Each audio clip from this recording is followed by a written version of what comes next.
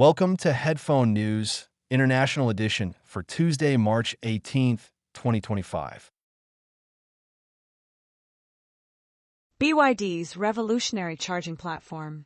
BYD Company Limited, a leading electric vehicle manufacturer from Shenzhen, China, has launched an exciting new charging platform featuring a groundbreaking 1,000-volt design.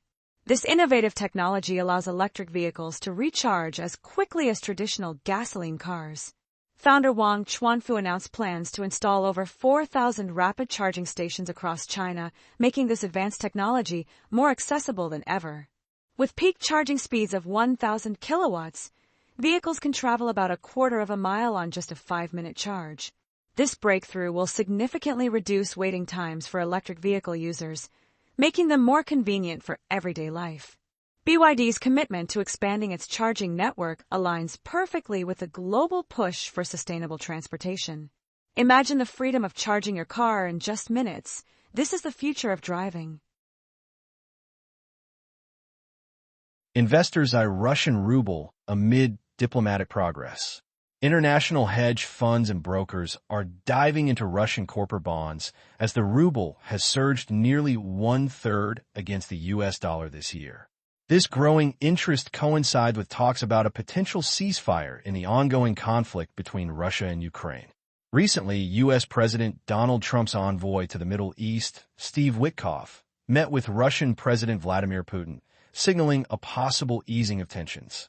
Investors are now looking at safe investments in Russian assets, which have been largely ignored due to past sanctions following Russia's annexation of Crimea in 2014 and its invasion of Ukraine in 2022.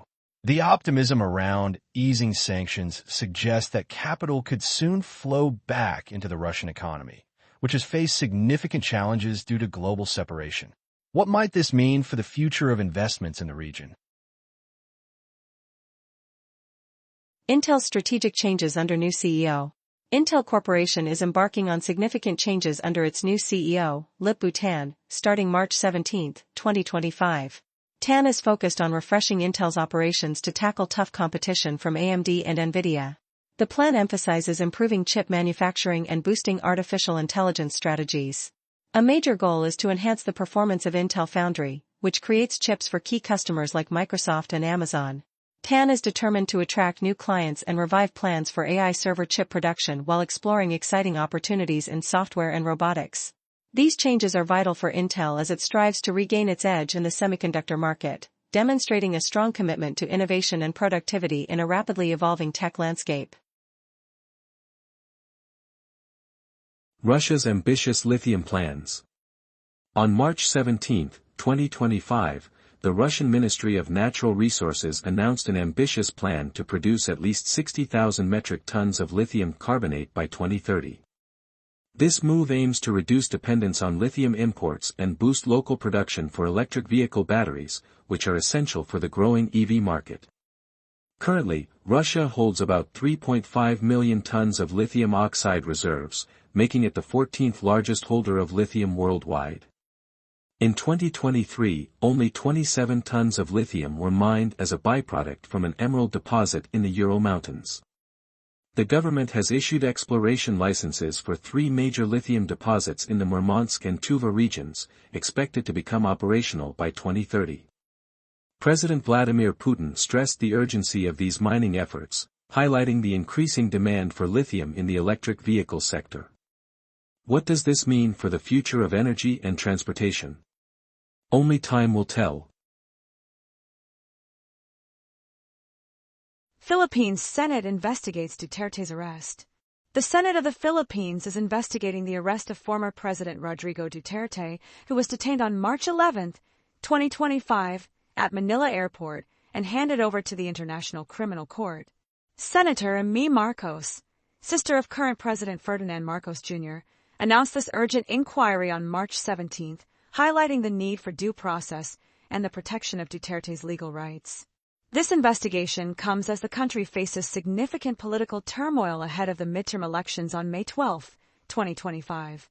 Duterte, who served as president from 2016 to 2022, is facing serious accusations of crimes against humanity tied to his controversial anti-drug campaign, which resulted in thousands of deaths and drew sharp criticism from human rights organizations. The alliance between the Marcos and Duterte families has deteriorated, with the Duterte family calling for the removal of President Marcos Jr. Meanwhile, Vice President Sara Duterte is facing impeachment on charges of corruption, and an assassination plot against Marcos Jr. Protests have erupted across the Philippines, with Duterte supporters demanding his release. The Senate has scheduled a public hearing to gather evidence about the circumstances surrounding Duterte's arrest. U.S. stocks surge amid geopolitical tensions. U.S. stocks surge on March 17, 2025, as gold prices neared $3,000 per ounce, signaling ongoing geopolitical tensions. The Dow Jones Industrial Average jumped over 350 points, closing at 41,841.63, while the S&P 500 rose by 36 points to finish at 5,675.12. The Nasdaq Composite gained 54 points, closing at 17,808.66, despite some declines in major companies like Tesla and Amazon. President Donald Trump is set to meet with Russian President Vladimir Putin on March 18th to discuss a possible ceasefire in Ukraine, which could ease global market uncertainties. Recent U.S. economic data showed mixed results, with retail sales falling due to lower gasoline prices, but rebound in online shopping indicated consumer strength. The Federal Reserve and other central banks are expected to maintain their current policies this week as they assess the impact of Trump's trade decisions. Meanwhile, the dollar is trading near a 5-month low against the euro, reflecting ongoing market doubts. U.S. bans Chinese AI model DeepSeek on government devices. The U.S.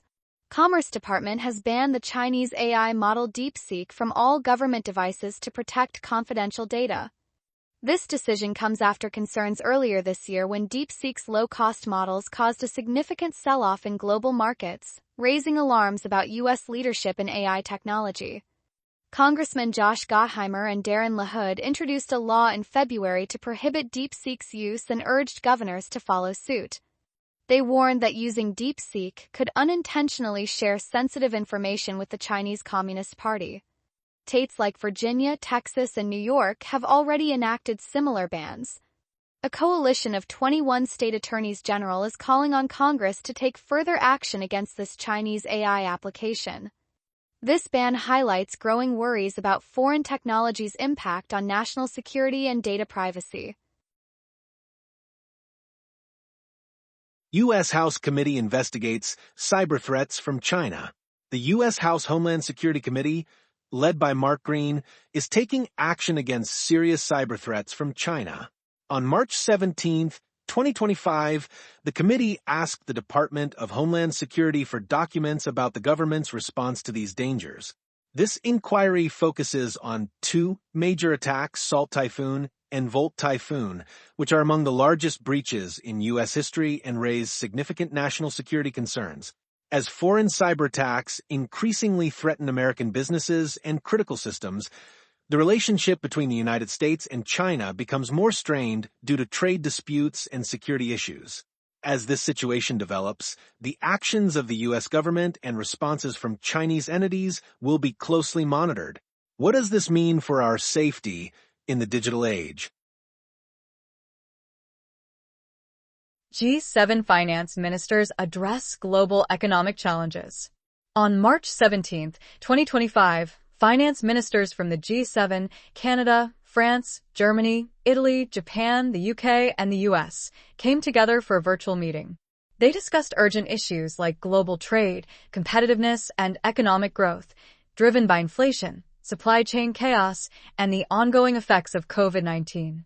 The ministers highlighted the need to collaborate on policies to tackle these critical challenges. Although the meeting was online, Ottawa served as the official location. The decisions made here could shape trade relations and economic stability worldwide. Google and MediaTek joined forces for next-gen AI chips. Google has joined forces with MediaTek to develop the next generation of its advanced AI chips, known as Tensor Processing Units, or TPUs. This partnership, announced on March 17, 2025, aims to enhance Google's AI capabilities while reducing its reliance on NVIDIA, a key player in the AI chip market. Previously, Google worked exclusively with Broadcom, but MediaTek offers significant cost advantages. With a strong relationship with Taiwan Semiconductor Manufacturing Company, or TSMC, this collaboration is set to drive innovation. Last year, Google invested up to $9 billion in TPU development, launching its sixth-generation chip. This alliance could reshape the AI chip landscape and lower costs for consumers. What does this mean for the future of AI technology? Maritime tensions in Yemen. Rashad al-Alamai, leader of Yemen's Presidential Leadership Council, is sounding the alarm about rising maritime conflicts due to Houthi control along the coast. In a meeting with Catherine Korm-Kemoun, the French ambassador to Yemen in Aden, he highlighted the danger the Houthis pose to regional stability and international shipping routes. The Houthis are attacking international vessels, raising serious concerns about safety at sea in the Red Sea and Gulf of Aden. Al-Alamai is urging the global community to take action against the Houthis and support the Yemeni government in restoring peace. Recently, U.S. military airstrikes targeted Houthi positions, tragically resulting in the deaths of 53 people, including 5 children and 2 women. The Houthis also claimed responsibility for targeting the USS Harry Truman, a U.S. Navy aircraft carrier, marking a significant escalation in hostilities. The situation remains complex, with the Yemeni government controlling the south and east while the Houthis dominate the north, including the capital Sana'a. Gazprom's financial struggles in 2024. Gazprom, Russia's state-controlled gas giant, has reported a staggering loss of over 1 trillion rubles, roughly $12.89 billion, for 2024. This is a sharp decline from a profit of 695.6 billion rubles in 2023. The drop is mainly due to falling market value of shares in Gazprom Neft, its oil subsidiary.